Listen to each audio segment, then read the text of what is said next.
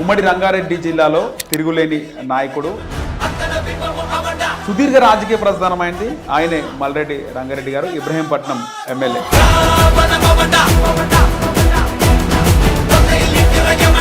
మంచిరెడ్డి కిషన్ రెడ్డిని ముంచెరెడ్డి అంటున్నారు. మంచిరెడ్డిని మరి ముంచెరెడ్డే కదా, ప్రజలను ముంచుతేనే కదా అవన్నీ వచ్చేది.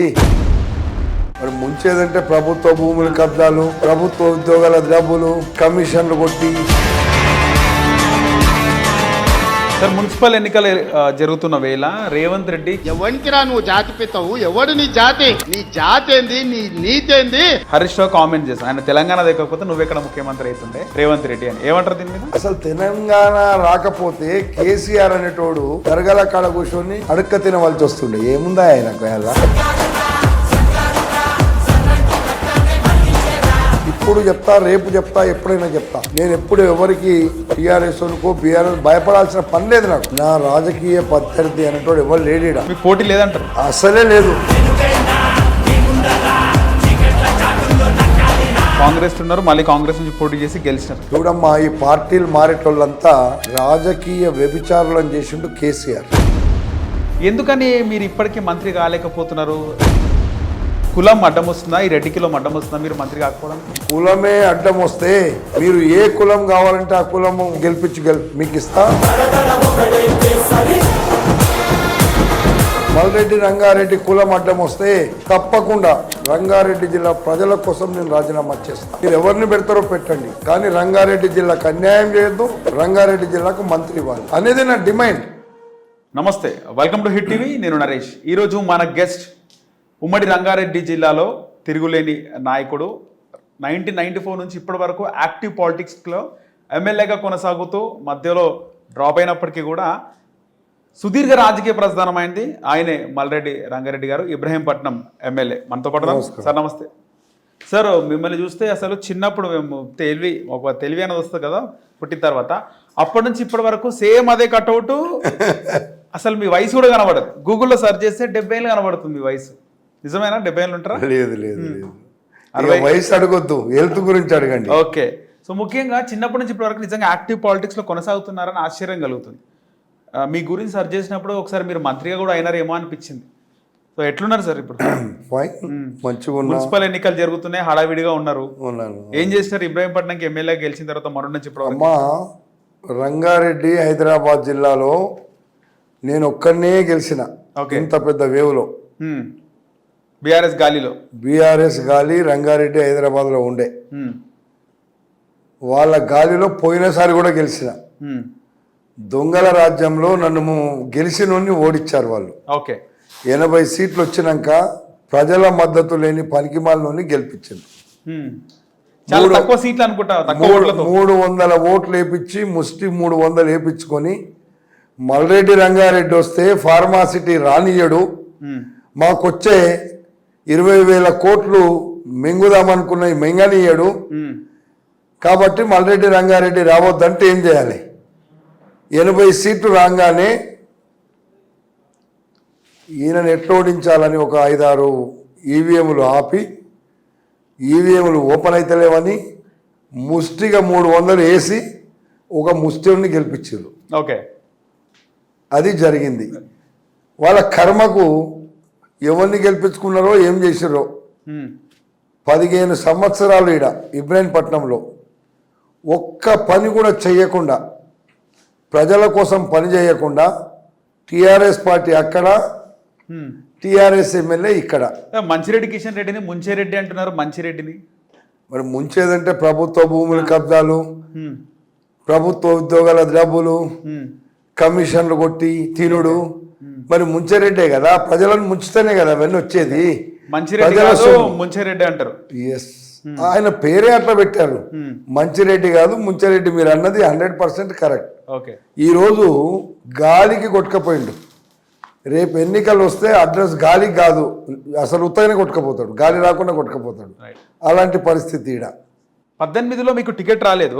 కాంగ్రెస్ టీడీపీ కూటమిలో టీడీపీకి పోయింది టికెట్. సరే పోయింది, కానీ మీరు వేసిన రాజకీయ స్ట్రాటజీ కాంగ్రెస్ జెండా మీద ఏనుగు బొమ్మను వేసినారు. ఎస్, చాలా నేను ఒరిజినల్ కాంగ్రెస్ కాంగ్రెస్ని వెనుక బొమ్మను వేసుకున్నానంటే అర్థం ఏంది? 1, 2, 3లో రావాలన్న నెంబరు. రైట్. ఇండిపెండెంట్ అని ఉంటే నెంబర్ రాదు. ఓకే. ఏదో ఒక జాతీయ పార్టీని పట్టుకొని ఆ గుర్తు కోసము ఆ రోజు గుర్తు తీసుకున్నా, కాంగ్రెస్ జెండా కప్పుకున్నా. నేను కాంగ్రెస్ పార్టీని కాకపోతే మా పార్టీ సస్పెండ్ చేస్తుంది కదా. రైట్. నాకు దమ్ము ధైర్యం ఉంది కాబట్టే ఆ పని చేసిన, గెలిచిన. ఒకవేళ ఆ రోజు నాకు అలయన్స్లో నా సీటు పోకపోతే కనీసం 30-40 వేలతో, ఎట్లయితే మొన్న 40 వేలతో గెలిచినో అప్పుడే నేను గెలిచేవాడిని. కోపం వచ్చిందా? ఈ కూటమి ఎందుకు కట్టుకున్నారని కోపం వచ్చిందా? వస్తుంది డెఫినెట్గా. నాలాంటి సీనియర్ కాంగ్రెస్ పార్టీని కాపాడాలి, రాష్ట్ర ప్రజల పక్షాన నిలవాలనుకున్నోనికి ఎవరికైనా కోపం వస్తుంది. రాష్ట్ర ప్రజలను దోసుకుంటూని తొక్కాలనుకుంటోనికి ఎవరికైనా కోపం వస్తుంది. నేనేమో రాష్ట్ర ప్రజలు మంచిగా ఉండాలి, పేదోడు బతకాలి, పేదోనికి ఇబ్బంది కావద్దు, పేదోళ్ళ బతుకుల్లో వెలుగులు నింపాలని ఆలోచన చేస్తున్నాను నేను. మా అమ్మా నాన్న నాకు చాలా ఇచ్చిండు. మా అమ్మా నాన్న రంగారెడ్డి జిల్లాలో నేను పుట్టడమే నా అదృష్టం. నా తరతరాలు తినడానికి ఉంది ఇప్పుడు. నా పిల్లలు నేను తినడానికి మా అమ్మ నాన్న ఇచ్చింది చాలు, నాకేం అక్కర్లే. అందుకే ఈరోజు ఒక మంచి వెంకటేశ్వర స్వామి దేవాలయం నా ద్వారా వెంకటేశ్వర స్వామి సేవ చేపిస్తుండు. ఎన్ని కోట్లు అయితే ఏమైతే అడగొద్దు నన్ను. వెంకటేశ్వర స్వామి ఇస్తుండు, మేము పెడుతున్నాం. సొంత నిధులే, సొంత నిధులతోని. సొంత నిధులు అంటే మేము వ్యాపారాలు చేస్తే ఇస్తున్నాయి దేవుడు. ఇప్పుడు వ్యాపారాలు చేస్తేనే కదా మాకు డబ్బు వచ్చేది. లేదంటే భూములు కబ్జా పెడతాను, లేకపోతే వంతన లంచాలు తింటాను, దోసుకుంటాను. లంచాలు తీసుకుంటాడు, దోసుకుంటాడు. అసలు దేవుడు అట్లాంటి అవకాశం ఇయ్యడు. 1000 కోట్ల రూపాయలు ఉన్నోళ్ళు ఉన్నారు, లక్షల కోట్లు ఉన్నాయి. వాళ్ళు కట్టాలన్నా కానీ దేవుని పర్మిషన్ కావాలి. నాకు వెంకటేశ్వర స్వామి అలాంటి అదృష్టాన్ని నాకు కల్పించుండు. జీవితంలో అంతకంటే ఎక్కువగా ఏం కావాలి? ఒక భగవంతుని ఆలయాన్ని కట్టడానికి నాకు అవకాశం వచ్చిందంటే అది కేవలం వెంకటేశ్వర స్వామి దయా దాక్షిణ్యాల వల్ల నాకు ఈరోజు అలాంటి ఆలయం కట్టే అవకాశం వచ్చింది. అంతే తప్ప ఎవరిదో మెహర్బానీ ఏం లేదు. సార్, మున్సిపల్ ఎన్నికలు జరుగుతున్న వేళ రేవంత్ రెడ్డి కేసీఆర్ తెలంగాణ జాతిపిత ఎట్లయితాడు, ఆయన ఎందుకంటారు జాతిపిత అని చెప్పి మాట్లాడుతుంటే హరీష్ రావు కామెంట్ చేశాను, ఆయన తెలంగాణ దగ్గరకపోతే నువ్వెక్కడ ముఖ్యమంత్రి అవుతుండే రేవంత్ రెడ్డి అని. ఏమంటారు దీని మీద? అసలు తెలంగాణ రాకపోతే కేసీఆర్ అనేటోడు ఈ రాష్ట్రంలో ఏం చేస్తుండే? మా హనుమంతరావు గారు చెప్తారు, దర్గాల కాడ కూర్చొని అడుక్క తినవలసి వస్తుండే. ఏముందా ఆయనకు అలా? ఎస్, మా రేవంత్ రెడ్డి కష్టపడ్డాడు, పార్టీ కోసం పనిచేసిండు, కార్యకర్తలను వెంటేసుకుంటూ మమ్మల్ని అందరినీ మేమందరం కలిసి ఈ రాష్ట్రంలో రేవంత్ రెడ్డి నాయకత్వంలో కాంగ్రెస్ పార్టీని అధికారంలోకి తెచ్చినాం. ఈ రాష్ట్రాన్ని మిగులు బడ్జెట్తో రాష్ట్రాన్ని ఇచ్చినటువంటి సోనియా గాంధీ, రాహుల్ గాంధీ మిగులు బడ్జెట్ ఇస్తే 10 సంవత్సరాల్లో 7 లక్షల కోట్ల రూపాయలు అప్పు చేసి పేదోని నేతి మీద చెయ్యి పెట్టి భారం పెట్టి ఈరోజు వాళ్ళు ఇల్లు నింపుకున్నారు. 7 లక్షల కోట్ల రూపాయల అప్పే లేకపోతే ఆ ధనాన్ని అంతా ఈరోజు వచ్చే ధనమంతా ఈరోజు వడ్డీలు కట్టేది, అసలు కట్టే డబ్బంతా పేద ప్రజలకు పంచే వాళ్ళం మేము. మా టార్గెటే అది. తెలంగాణ వస్తే తెలంగాణ రాష్ట్రంలో ఉన్న పేదరికాన్ని రూపుమాపాలి అనేటువంటి ఒక మంచి ఉద్దేశంతో సోనియా గాంధీ ఆ రోజు కాంగ్రెస్ పార్టీ ఆంధ్రప్రదేశ్లో ఉండే వాళ్ళు మొత్తం ముంచుతారు అని తెలిసి కూడా ఇచ్చిన మాట కట్టుబడి తెలంగాణ రాష్ట్రాన్ని ఇచ్చింది కాంగ్రెస్ పార్టీ, సోనియా గాంధీ. అలాంటి రాష్ట్రాన్ని, తెలంగాణ బాగుపడుతుంది అనుకున్న రాష్ట్రాన్ని అప్పుల తెలంగాణ చేసి కుప్పలు పెట్టి ఇంటికి పంపించారు ప్రజలు. వీడుంటే ఇంకా 700 పోతే ఇక 1000 కోట్ల అప్పులు చేస్తాడు, మేము ఇంకా ఆగమవుతామని పంపించిండు. మాకు అధికారం ఇచ్చిండు. అధికారం ఇచ్చిన తర్వాత మా ప్రభుత్వం అప్పులు కడుతున్నాం, మిత్తిలు కడుతున్నాం, ఉద్యోగులకు 1 తారీఖు జీతాలు ఇస్తున్నాం, ప్రజా సంక్షేమ కార్యక్రమాలు చేస్తున్నాం. ఈరోజు ఉచిత కరెంట్ ఇస్తున్నాం, ఉచితంగా గ్యాస్ సిలిండర్లు 500కి ఇస్తున్నాం, రైతులకు రుణమాఫీ చేసినాం, ఆర్టీసీ బస్సుల్లో మహిళలకు ఉచితంగా ఇస్తున్నాం, ఓకే. ఇందిరమ్మ ఇండ్లు కడుతున్నాం. మేము ఏ 6 పథకాలు అన్నామో 1, 2 తప్ప అన్నీ అమలు చేసినాం. ఓకే. ఎన్నికల కంటే ముందు మేము అందరం ప్రమాణం చేసినాం. ఏ నియోజకవర్గంలో ఉండే ఎమ్మెల్యే కంటెస్ట్ చేసిన ఎమ్మెల్యే మేము అధికారంలోకి వస్తాం మీకు ఇది చేస్తామని అన్నీ చేస్తున్నాం, అంతకంటే ఎక్కువ చేస్తున్నాం, అవసరాన్ని బట్టి చేస్తున్నాం. ఇది వాళ్ళకెక్కడిది, వాళ్ళు ఎక్కడ దోసుకోవాలి, ఎక్కడ దాచుకోవాలి. రంగారెడ్డి జిల్లా భూములన్నీ అప్పనంగా వాళ్ళ అనుయాయులకు ఇచ్చుకొని రంగారెడ్డి జిల్లాను పూర్తిగా ముంచేసారు. రంగారెడ్డి జిల్లా పైసలన్నీ తీసుకుపోయి కరీంనగర్లోనో, నిజామాబాద్లోనో, సిద్దిపేటలోనో పెట్టుకున్నాయని నేను అసెంబ్లీలో చెప్పిన. ఇప్పుడు చెప్తా, రేపు చెప్తా, ఎప్పుడైనా చెప్తా. నేను ఎప్పుడు ఎవరికి టీఆర్ఎస్కు బీఆర్ఎస్ భయపడాల్సిన పని లేదు. నాకు ఉన్నది ఉన్నట్టు చెప్పేటువంటి ధైర్యం, దమ్ము నాకు ఉంది, భగవంతుడు ఇచ్చిండు. రాష్ట్ర ప్రజల పక్షాన నిలబడతా, పేద ప్రజలకు సేవ చేస్తా.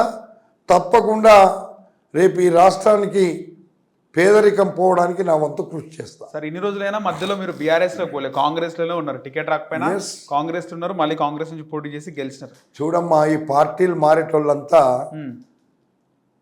వీళ్ళనంతా రాజకీయ వ్యభిచారులను చేసిండు కేసీఆర్. ఓకే. మేము చేయలేదు.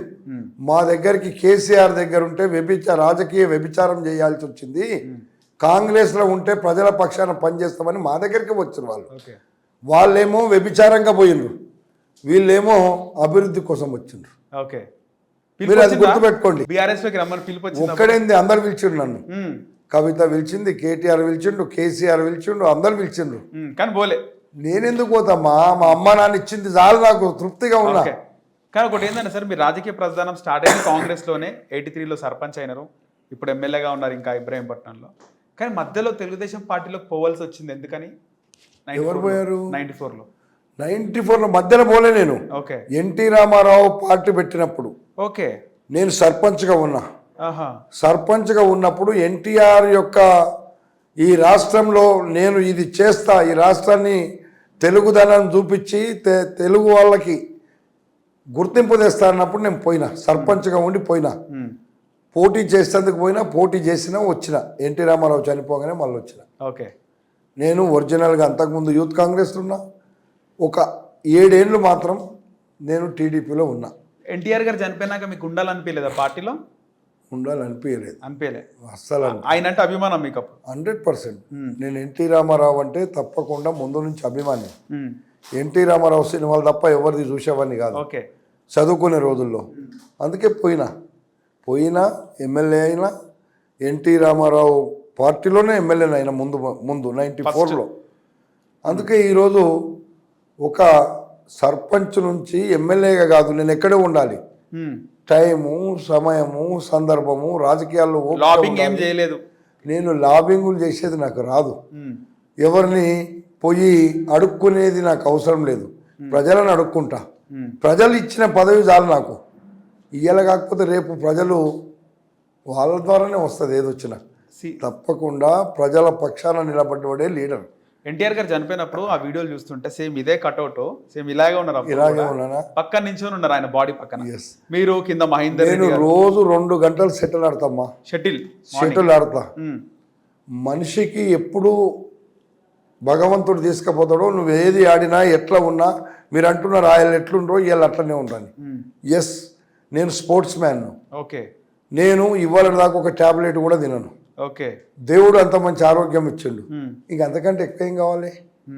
ఆరోగ్యం ఉంటే ఇక అన్ని ఉన్నట్టే. డైట్ ఏం చేశారు సార్ మీరు? ఇంకా అన్ని డైట్ అంటే మంచి ఫుడ్ తింటాను, ఇంటి ఫుడ్ తింటాను.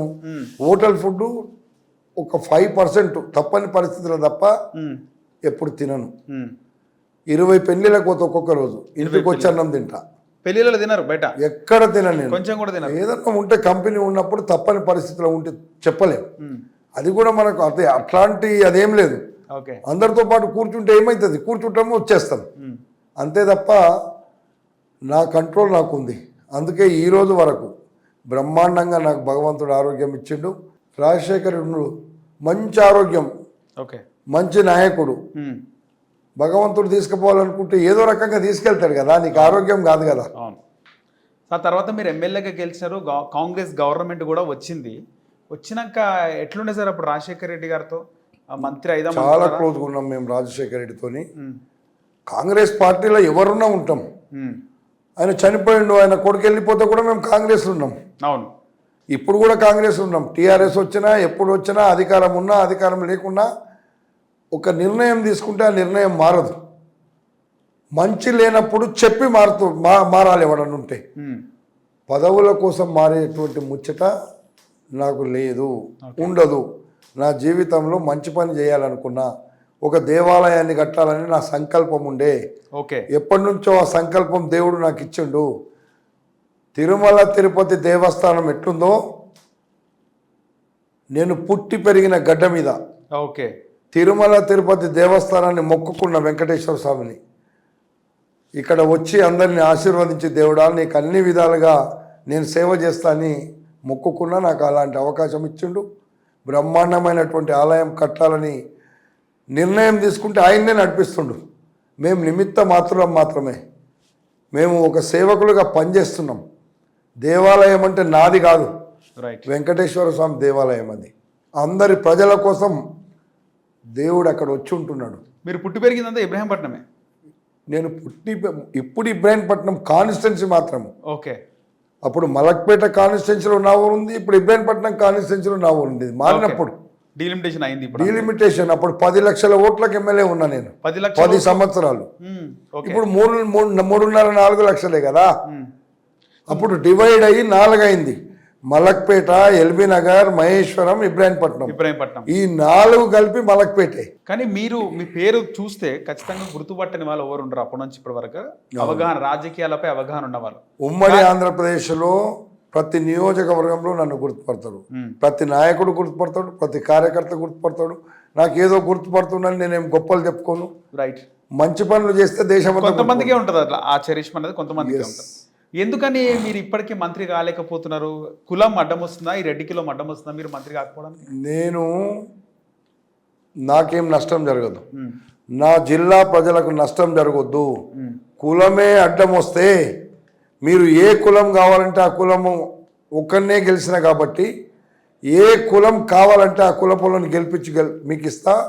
రంగారెడ్డి జిల్లా పక్షాన పోరాడేటువంటి నాయకుడిని మీరు మంత్రి చేయాలని చెప్పిన, ఓపెన్గా చెప్పిన, అందులో దాపరికం ఏం లేదు. ఇప్పుడు కూడా చెప్తున్నా, మల్రెడ్డి రంగారెడ్డి కులం అడ్డం వస్తే తప్పకుండా రంగారెడ్డి జిల్లా ప్రజల కోసం నేను రాజీనామా చేస్తా. ఓకే, మీరు ఎవరిని పెడతారో పెట్టండి, కానీ రంగారెడ్డి జిల్లాకు అన్యాయం చేయొద్దు, రంగారెడ్డి జిల్లాకు మంత్రి ఇవ్వాలి అనేది నా డిమాండ్. ఈ ప్రస్తావన ఎప్పుడైనా ముఖ్యమంత్రి రేవంత్ రెడ్డితో మాట్లాడారా? ఆయన తప్పకుండా నీకు అవకాశం ఉంది ఇస్తా అంటాడు. అధిష్టాన వర్గం ఉంది, నిర్ణయం అధిష్టాన వర్గం. కానీ స్టార్టింగ్లో కాంగ్రెస్ పార్టీ సీనియర్లు అందరూ రేవంత్ రెడ్డి రావడాన్ని, ఆయన నాయకత్వాన్ని వ్యతిరేకిస్తుంటే మీరు మాత్రం స్వాగతించి ఆయన వల్ల లాభం అవుతుంది అన్నారు కాంగ్రెస్ పార్టీకి. బ్రదర్, వ్యక్తులు వ్యతిరేకించవచ్చు, మా అధిష్టానం ఉంది, హైకమాండ్ ఉంది. అక్కడ హైకమాండ్ నిర్ణయమే అందరూ కూడా శిరస వహించాలి. అందుకే రేవంత్ రెడ్డిని అడ్డం పడ్డ ప్రతి ఒక్కరికి చెప్పిన, మీరు అడ్డం పడొద్దు, హైకమాండ్ని అడగండి, మన అందరికీ ఒక నాయకుడిని ఇస్తున్నప్పుడు స్వాగతం చెప్పాలి అని మీరు అందరూ చూసారు. గాంధీ భవన్లో అందరి ముందు టీవీలలో 100 టీవీలు వచ్చి నిలబడితే చెప్పిన, ఇప్పుడు కూడా చెప్తున్నా, పార్టీ నిర్ణయమే ఫైనల్. కాంగ్రెస్ పార్టీలో ఉన్నప్పుడు కాంగ్రెస్ పార్టీ తీసుకునే ప్రతి నిర్ణయానికి కట్టుబడి ఉండాల్సిందే. నాకు మొన్న మంత్రి ఇవ్వలేదు, నేనే అనుకున్నా వద్దులే, నాకు కాంగ్రెస్ పార్టీ అవసరం లేదేమో, నేను నా నిర్ణయం తీసుకుంటా. మా వాళ్ళు కూడా, మా పిసిసి ప్రెసిడెంట్ వచ్చిండ్రు, శ్రీధర్ బాబు గారు వచ్చిండ్రు, పొన్నం ప్రభాకర్ గారు వచ్చిండ్రు, మీనాక్షి మా ఇన్ఛార్జ్ గారు వచ్చిండ్రు. వాళ్ళందరూ వచ్చి చెప్పినప్పుడు నేను పార్టీ లైన్లోనే ఉంటా. ఇప్పుడు పార్టీకి నష్టం జరగకుండా రంగారెడ్డి జిల్లా ప్రజలకు అన్యాయం చేస్తే మాత్రం ఊరుకోనని చెప్పిన. ఇప్పుడు కూడా రంగారెడ్డి జిల్లా ప్రజలకు అన్యాయం జరిగితే, రంగారెడ్డి జిల్లాకు రిప్రజెంటేషన్ లేకపోతే తప్పకుండా నేను నాకు రాజీనామా చేస్తా. పార్టీ చెప్పితే ఎవరినైనా గెలిపిస్తా. లేదు, పార్టీ జిల్లాకు అన్యాయం జరిగినా పర్వాలేదు, నువ్వు ఉండంటే ఉంటా. పార్టీ నిర్ణయమే నా నిర్ణయం. మల్రెడ్డి రంగారెడ్డి గారు, మీ రాజకీయ వారసులని రాజకీయాల్లోకి దింపే ప్రయత్నం చేస్తున్నారా? నాకు వారసులు అనేది అలాంటి ఆలోచన ఏముండదు. లేదు. ప్రజలు ఎవరిని కోరుకుంటే వాళ్ళని చేస్తా. ఓకే. ఇవాళ కాకుండా రేపు నేను చేయను, ప్రజలే చేస్తారు. ఇంట్రడ్యూస్ చేయాలని ఏం లేదా ఇంకా? బ్రదర్, నేను ఇలా ఒక యంగ్ బాయ్ ఎంత పని చేస్తాడో నేను కూడా అంత పని చేస్తా. మీరు అన్నారు కదా మొదలే, ఆయన ఎట్లుండ్రో ఇవాళ అట్లనే ఉండని. నాకు రోజు 18 గంటలు పనిచేసేంత శక్తి నాకు ఉంది. శక్తి లేనప్పుడు ఇంకొకరికి అవకాశం ఇస్తా, చేయండి అంట. ఇది శక్తితోని కూడుకున్న పని. ప్రజలకు అందుబాటులో ఉండాలి, ప్రజల కోసం పని చేయాలి, ప్రజా అవసరాలను తీర్చాలి తప్ప ప్రజలేసిన ఓట్లతోని వాళ్ళ జీవితాలతో చెలగాటమాడి ప్రభుత్వ భూములు కబ్జా పెడితేందుకో, ప్రభుత్వం వచ్చేటువంటి డబ్బుల దగ్గర కమిషన్లు కొడితేందుకో ఎమ్మెల్యే కాడు. నువ్వు ఇంత టైం ఇచ్చి వ్యాపారం చేసుకో, డబ్బులు వస్తాయి మస్తుగా. నీకు ప్రజా క్షేత్రంలో రావాల్సిన పని లేదు నీకు. మీ రాజకీయ ప్రత్యర్థి 3 సార్లు గతంలో ఎమ్మెల్యే అయినా మీరే సుపరిచితులు, మీరే స్టేట్ వైడ్గా మీ ఫేసే. అమ్మా, నా రాజకీయ ప్రత్యర్థి అనేటోడు ఎవరు లేరంటారా? మీకు పోటీ లేదంటారు? అసలే లేదు. ఒకసారి దేవేందర్ గౌడ్ వచ్చిండు, చీలిపోయి ఓట్లు పూర్తిగా గెలవడానికి. నువ్వు ఎవరైతే ప్రత్యర్థి అంటున్నావో, ప్రత్యర్థి కాదు, పనికి మాలినోడు ఉన్నాడు, గెలిచిండు. రెండోసారి నేను పోటీ చేయలేదు ఇక్కడ. ఓకే. నేను మహేశ్వరం పోయినారు. మూడోసారి అలయన్స్లో ఇస్తే నేనే ఇండిపెండెంట్గా పోటీ చేసిన. కాంగ్రెస్ పార్టీని ముంచడానికి మా పార్టీలో ఉన్న వాళ్ళే కొంతమంది అధిష్టాన వర్గానికి తప్పులు చెప్పి రకరకాల ఈక్వేషన్లు చూపించి గెలిచేటోళ్ళను ఒక 20 మందికి ఇవ్వకుండా చేశారు. 18లో గెలిచే వ్యక్తుల 20 మందిని కటింగ్ పెట్టిండ్రు. లేకపోతే 18లో ప్రభుత్వం వస్తుంది మాది. మాకు తెలుసు, కానీ మేము అధిష్టాన వర్గం నిర్ణయాన్ని ఫైనల్ అనుకొని చేస్తాం. అయినా నేను అక్కడ కూడా అధిష్టాన వర్గానికి చెప్పిన, అది ఈజీగా వెళ్ళిపోతుంది అంటే అప్పుడు నాకు అధిష్టాన వర్గంలో ఉండే మా నాయకులు చెప్పిండ్రు, నువ్వు పోటీ చేయి, పర్వాలేదని. పోటీ చేయి. 300 ఓట్లు కదా సార్ తేడా? 300 కాదు, 6,000తో గెలిస్తే 300 వేసుకొని వాడు గెలిచిండు అంతే. తర్వాత ఏదో తప్పుడు చూపించిండ్రు. 80 సీట్లు రాగానే ఈడ ఆడిందే ఆట కదా, అధికారులు వాళ్ళు అలాంటి పని చేశారు. అదే ఆ రోజు చేసిన తప్పే మొన్న 41,000 మెజార్టీ నాకు వచ్చింది. ఒక్కరిని గెలిచిన రంగారెడ్డి హైదరాబాద్లో ఆ రోజు గెలిచింది నేను ఒక్కరిని. మీరు టీడీపీలో ఉన్నప్పుడు, ఆ తర్వాత ఎర్లీ స్టేజ్లోనే దేవేందర్ గౌడ్, తీగల కృష్ణారెడ్డి వీళ్ళందరితో మీకు రైవలరీ, పొలిటికల్ రైవలరీ 100%. కృష్ణారెడ్డితో రైవలరీ అంటే నాకు టికెట్ కావాలని నేను అడిగినా, టీడీపీలో ఆయన కావాలని ఆయన అడిగాడు. మీకేసినట్టు కదా. నేను జిల్లా మంత్రి కావాలని నేను అడిగినా, జిల్లా మంత్రి కావాలని ఆయన అడిగిండు. రాజకీయాల్లో పోటీ అనేది ఉంటుంది ఎక్కడున్నా. రంగారెడ్డి జిల్లా నార్మల్గా రంగారెడ్డి, మీ పేరు కూడా రంగారెడ్డి, ఎట్లా ఫీల్ అవుతున్నాయి సార్ ఆ టైంలో? ఏమన్నా జోక్స్ అవుతున్నానా మీకు? చూడు, నేను రంగారెడ్డి జిల్లాకు అన్యాయం జరగకుండా సైబరాబాద్ పెట్టినప్పుడు రంగారెడ్డి జిల్లా పేరును మార్చొద్దన్నా. మా రాజశేఖర రెడ్డి గారు ఒక మాట అన్నాడు, రంగారెడ్డి జిల్లా అనేది నీ పేరు అనుకొని నువ్వు బాగా ఫైట్ చేస్తున్నావా అని అడిగాడు. ఓకే అన్నా, నేను కాదు, రంగారెడ్డి జిల్లా ప్రజలు ఒక పేరు పెడితే అమ్మా నాన్న పేరు పెట్టిన దాన్ని మారిస్తే, ఆ పేరును మారిస్తే మార్చినట్టు కాదు, అది ప్రజలలో ఒక సెంటిమెంట్ ఉంటుంది, మార్చకండి అని చెప్పిన. మొన్న కూడా అసెంబ్లీలో చెప్పిన, రంగారెడ్డి జిల్లా రూపురేఖలు మారొద్దు. నేను 45 నిమిషాలు మొన్న అసెంబ్లీలో మాట్లాడినారు. రంగారెడ్డి జిల్లా రూపురేఖలు మార్చకుండా రంగారెడ్డి జిల్లా ప్రజలకు ఏది మంచిదో అది చెయ్యండి. నేను గ్రేటర్ రంగారెడ్డి చేయమని అడుగుతున్నా, ఇప్పుడు కూడా మా ముఖ్యమంత్రి గారిని అడిగిన, గ్రేటర్ రంగారెడ్డి, గ్రేటర్ హైదరాబాద్ మీరు చెయ్యండి. ఇప్పటికే రంగారెడ్డి చీలిపోయింది. ఒకటి వికారాబాద్ అయింది, ఒకటి మేడ్చల్ అయింది.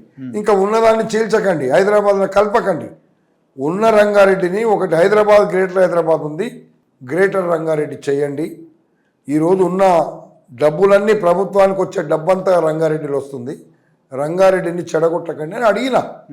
నేను రంగారెడ్డి జిల్లా ప్రజల పక్షాన మాట్లాడిన. రేపు కూడా మాట్లాడతా తప్పకుండా.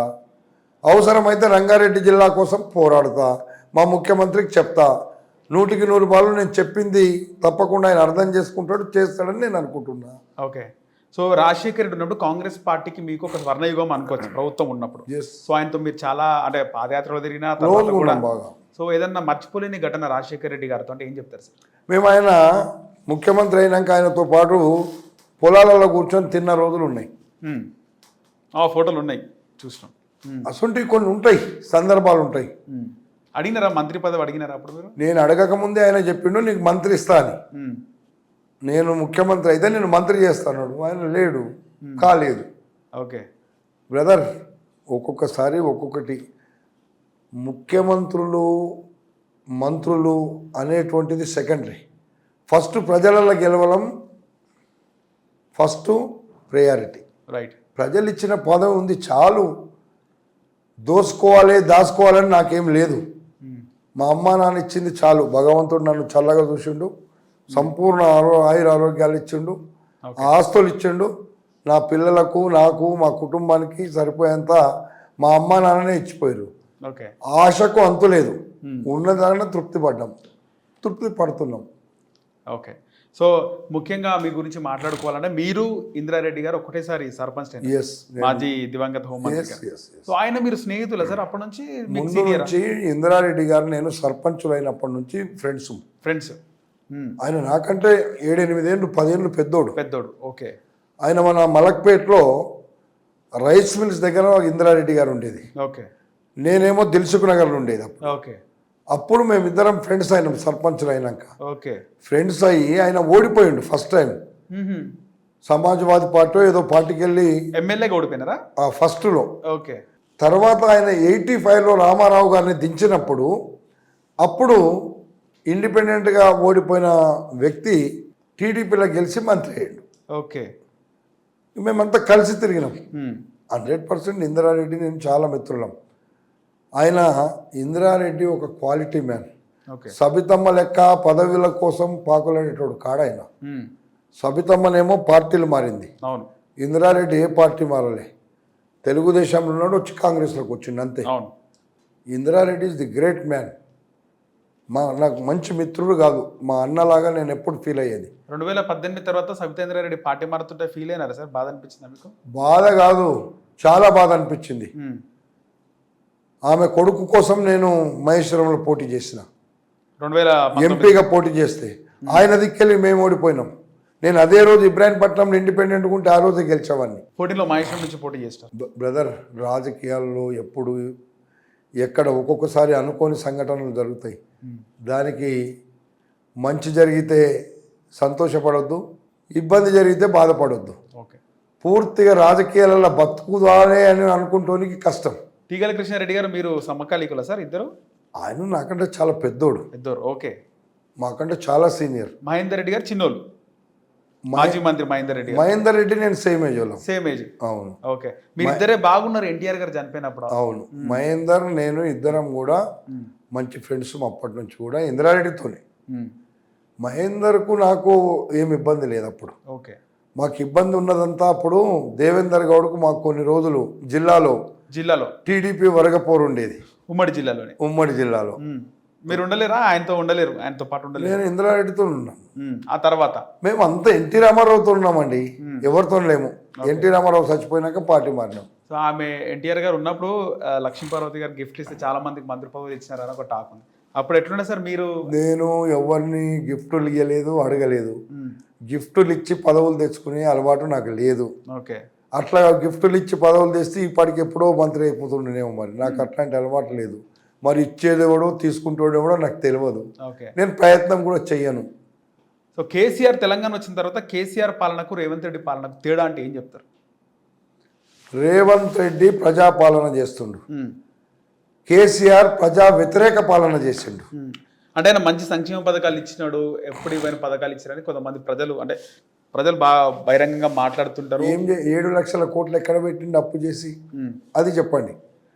నువ్వు ఇచ్చినావు, ఎవరికి ఇచ్చినావు? ప్రజలకు అందలే నువ్వు ఇచ్చినాయి. మేము ఇచ్చే ప్రతి పథకం ప్రజలకు అందిస్తున్నాం. మేము దగ్గరుండి ఇందిరమ్మ ఇండ్లు అందిస్తున్నాం, రేషన్ కార్డులు అందిస్తున్నాం, పేదోళ్లకు ఇండ్లు కట్టిస్తున్నాం. ఇవన్నీ ఎన్నో పథకాలు ఇచ్చినాం. కొన్ని చెప్పినాడు అంటే ఫ్రీ బస్, ఇవన్నీ ఉచిత కరెంట్, ఇవన్నీ ఉన్నప్పటికీ కూడా కొంతమందికి స్కూటీలు ఇస్తాడు, పెళ్లిలకు తులం బంగారం నేను చెప్పినా కదా ఇంకొకటి 2 ఇచ్చేది ఉంది, అది కూడా చేస్తాం. ఓకే, ఇయ్యాల కాకపోతే రేపు చేస్తాం. మేము వచ్చే నాటికి 7 లక్షల కోట్ల అప్పే లేకపోతే మేము అన్నది మాట తప్పకుండా ఇప్పటికే ఇచ్చేవాళ్ళం. అయినా మాట నిలబెట్టుకోవడానికి రాబోయే రోజులు ఇస్తాం. సార్ మీరు ఎంతో మంది ముఖ్యమంత్రులను చూస్తున్నారు, ఎన్టీఆర్ గారి దగ్గర నుంచి ఇప్పుడు రేవంత్ రెడ్డి వరకు. అందరికీ రేవంత్ రెడ్డికి తేడా ఏంది అంటే ఏం చెప్తారు? ఏముందంటే రేవంత్ రెడ్డి అనేటువంటి వ్యక్తి కష్టపడేటువంటి తత్వం ఉంది, తప్పును తప్పుగా ఎత్తి చెప్పేటువంటి తత్వం ఉంది. కొందరికి నచ్చవచ్చు, కొందరికి నచ్చకపోవచ్చు. రేవంత్ రెడ్డి ముఖ్యమంత్రిగా 100కి 100 వాళ్ళు పాలనలో సక్సెస్ అయ్యిండు. ఉండొచ్చు కొంతమందికి పదవులు ఇవ్వకుండా బాధ ఉండొచ్చు, కొంతమందికి పదవులు రానోడు అనుకున్నోడు కూడా వచ్చి సంతోషపడుతూ ఉండొచ్చు. రకరకాలుగా ఉంటాయి. దానికి రాజకీయాల్లో దాన్ని సరి చేసుకుంటూ పోవాలంతే. ఓకే, మీరు ఫస్ట్ టైం రేవంత్ రెడ్డి గారిని ఎప్పుడు చూసినారు కాంగ్రెస్ పార్టీలకు వచ్చే ముందు? అరే రేవంత్ రెడ్డి గారు మలక్పేటలో ఉండేది, మేమంతా కలిసే ఉండేది. ఓకే, ఆయన జెడ్పీటీసీ కాకముందే నాకు అంతకుముందు నుంచే మేము మంచి కలిసి ఉన్నాం. అప్పటి నుంచి పరిచయం మీకు? ఎప్పటి నుంచో పరిచయం. ఓకే, వాళ్ళు ఎవరాళ్ళంతా మా వాళ్ళే కదా ఇక్కడ. ఏమంటున్నప్పుడు ఫస్ట్ మిమ్మల్ని కలిసినప్పుడు ఏ విధంగా మాట్లాడుతుండే అప్పట్లో? అరే మేము రేవంత్ రెడ్డి అనేటువంటి వ్యక్తి జెడ్పీటీసీ కాలే. ఓకే, అప్పటికి మేము రెగ్యులర్ ఎక్కడో దగ్గర కలుస్తుంటుంది. మీ చుట్టాలేమని అవుతారా రేవంత్ రెడ్డి గారు? అనుకుంటే అందరు చుట్టాలే బ్రదర్. మేము చుట్టాలు లేనోడు కూడా చుట్టాలు అనుకుంటారు. అందరం చుట్టాలు ఏదో రకంగా అయితేనే ఉంటాం, కాకుండా ఏదో ఎవరికైనా ఉంటుంది అట్లాంటిది. అందులో నేను ఒకరిని ఉండొచ్చు. ఓకే, కానీ చుట్టరికమనో ఏదే రాజకీయాలలో కాంగ్రెస్ పార్టీకి అండగా ఉంటాం, కాంగ్రెస్ పార్టీ పక్షాన పేద ప్రజలకు ఆదుకుంటాం. ఓకే, నా స్లోగన్ అది. సో మున్సిపల్ ఎన్నిక వేళ టైం ఆల్మోస్ట్ 7 అవుతుంది, 7 దాటిపోయింది. ఇంకా ప్రచారాలు ఎలా జరుగుతున్నాయి సార్? ఎట్లుంటుంది అంటారు? కాంగ్రెస్ పార్టీ విజయం ఎట్లుంటుంది అంటారు? ఈడ 24 సీట్లు, 25,000 ఓట్లు. తప్పకుండా ఈడ అత్యధిక సీట్లను గెలుచుకుంటాం. కాంగ్రెస్ పార్టీ జెండా ఇబ్రాహీంపట్నం మున్సిపాలిటీ మీద పెట్టేస్తాం. అందులో ఏం అనుమానం లేదు. ఇక్కడ 225 కోట్ల రూపాయలు అభివృద్ధి కార్యక్రమాలు ఇచ్చిన, సంక్షేమ కార్యక్రమాలు అలగు మళ్ళా 100 పడకల హాస్పిటల్ కడుతున్నాం. ఓకే, ఇబ్రాహీంపట్నం కట్టకు 20 కోట్లు ఇచ్చినాం. రోడ్ల కోసము, ఇంటర్నల్ రోడ్ల కోసం, మెయిన్ రోడ్ల కోసం 100 కోట్లు ఇచ్చినాం. ఇలాంటి కార్యక్రమాలు చేస్తున్నాం మేము.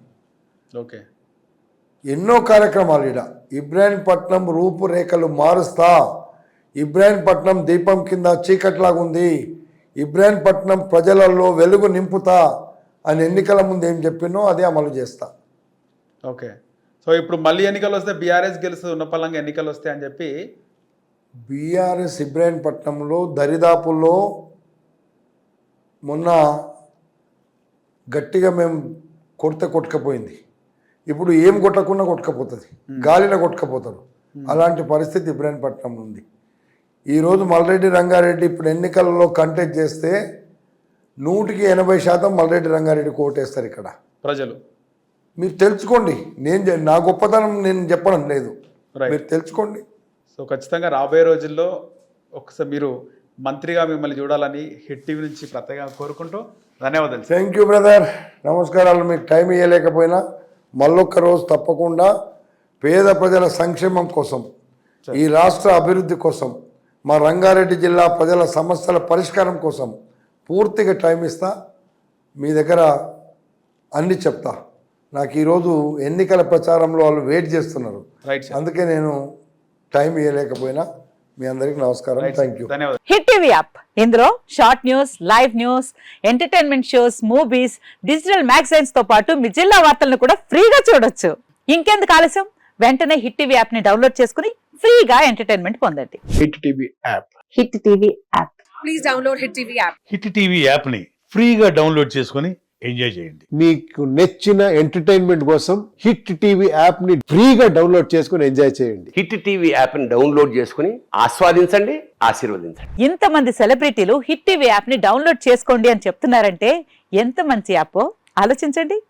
అమెరికా అమెరికా అమెరికా అమెరికాలో చదవాలనుకునే వాళ్ళకి విశ్వసనీయమైన పేరు మన శౌర్య కన్సల్టెన్సీ.